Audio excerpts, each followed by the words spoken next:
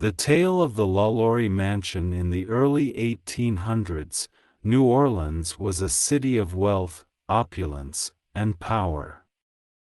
The French Quarter was the epicenter of this world, a place of grand mansions, elegant ballrooms, and lavish parties. It was in this world that Madame Delphine LaLaurie, one of the most beautiful and admired women in the city, made her home. Madame LaLaurie was a woman of many talents. She was a socialite, a philanthropist, and a devout Catholic. She was known for her beauty, her charm, and her grace. She was married to a wealthy businessman named Louis LaLaurie, and together they lived in a grand mansion on Royal Street, with ornate balconies, tall columns, and a beautiful courtyard. However, there was a dark side to Madame LaLaurie that few knew about. Behind closed doors, she was a sadistic and cruel woman who took pleasure in torturing and abusing her slaves.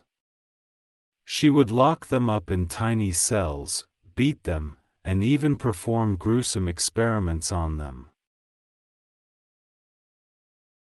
Some say that Madame LaLaurie was driven to these acts of cruelty by a deep-seated hatred of the slaves, who she saw as inferior beings.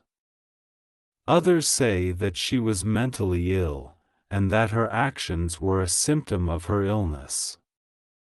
Whatever the reason, her behavior was kept secret from the public eye, and she was able to maintain her reputation as a respectable member of society. However, all of that changed on a hot summer day in 1834. A fire broke out in the LaLaurie Mansion, and as the flames spread, the neighbors rushed to help. However, what they found inside was beyond their worst nightmares. In the attic of the mansion, the neighbors discovered a series of small cells, where the slaves had been kept captive. Some of them had been starved to death, while others had been mutilated or tortured beyond recognition. The stench of rotting flesh filled the air, and the sight was too gruesome to bear. The news of the atrocities that had taken place in the LaLaurie Mansion spread like wildfire throughout the city. The people of New Orleans were outraged, and demanded justice for the slaves who had been so brutally mistreated. However, Madame LaLaurie was nowhere to be found. It was rumored that she had fled the city in shame, but others said that she was still in New Orleans, hiding from the angry mob that was calling for her head. Some say that she was captured and brought to justice, while others say that she was never caught, and that she went on to live a long and prosperous life. Despite the uncertainty surrounding Madame LaLaurie's fate, one thing was clear: the LaLaurie Mansion had become a place of horror and dread. People avoided the mansion, afraid of what lurked within its walls. It became a source of urban legends and ghost stories, with rumors of haunting and supernatural occurrences. Over the years, the LaLaurie Mansion changed hands many times, and was used for a variety of purposes, including as a school, a music conservatory, and a furniture store. However, despite the many attempts to cleanse the mansion of its dark past, the LaLaurie Mansion remains a place of fear and dread.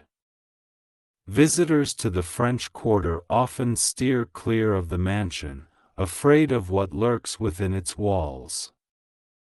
Some say that the mansion is cursed, and that anyone who dares to enter will never return. Others say that the ghosts of the tortured slaves still haunt the mansion, seeking revenge on their cruel mistress. Whatever the truth may be, the LaLaurie Mansion stands as a chilling reminder of the atrocities that were committed in the name of power and privilege. It is a warning that the past cannot be forgotten, and that the sins of our ancestors will always haunt us. Years went by and the story of the LaLaurie Mansion became a legend in New Orleans. In the late 19th century, the mansion was sold to a man named Jules Vigny, who was unaware of its gruesome history. He planned to turn the mansion into a music conservatory, but strange things began to happen almost immediately. Students and teachers at the conservatory reported hearing strange noises, feeling cold spots, and seeing apparitions throughout the mansion. One student even claimed to have seen the ghost of Madame LaLaurie herself, walking through the halls with a whip in her hand.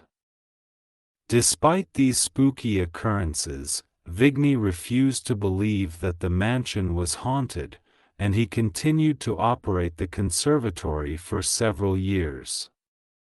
However, as time went on, the strange happenings became more frequent and more intense, and eventually, Vigny was forced to sell the mansion. The LaLaurie Mansion changed hands many times over the years, but no one was able to rid it of its ghostly reputation.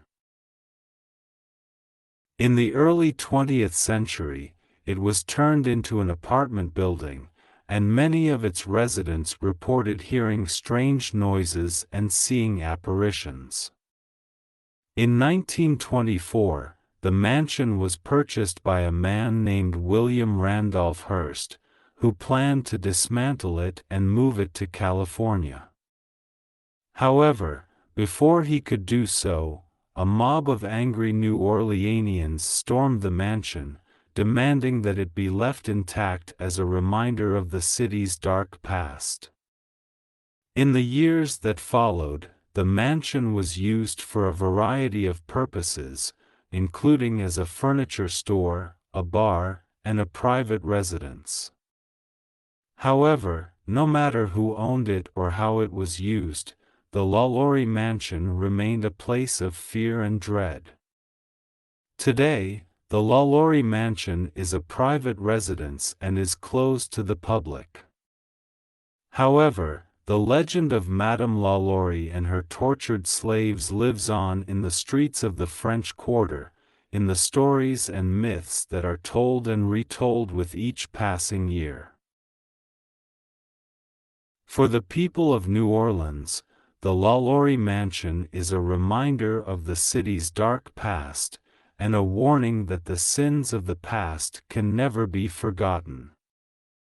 It is a reminder that the past is never truly gone, and that the ghosts of our ancestors will always be with us.